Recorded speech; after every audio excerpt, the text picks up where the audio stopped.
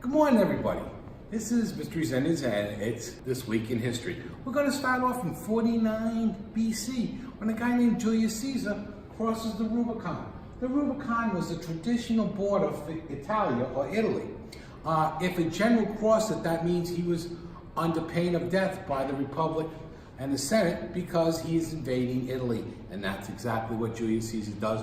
Overthrows the Senate, makes himself a dictator, and rolls with it until 44 BC, when on the 15th of March, he dies of self-inflicted stab wounds by the Senate, that is, of about 40 or 50 cuts. Our next entry is 1769. It's when a guy named Michel Ney is born. He will go on to, he's known as La Rouge Gorge, or the Redhead. He'll go on to be a Marshal of France under Napoleon, the bravest of the brave. What he does with the retreat from Moscow was more than heroic. After Michel Ney in 1769, we have Thomas Paine in 1776, who writes Common Sense.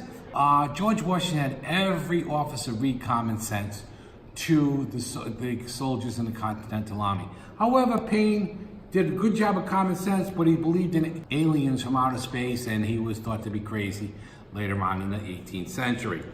1810, the French church annuls Napoleon and Josephine's marriage. Why? Josephine was too old to bear children. Napoleon wanted an heir. Very similar to what Henry VIII. 1862, Samuel Colt dies. He invents the Colt revolver. I believe it was a saying during the Old West that God made all of us, and Samuel Colt made all of us equal with his pistol.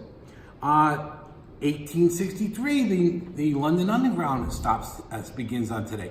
Underground is basically a subway. The first one, again, 1863, and then 1920.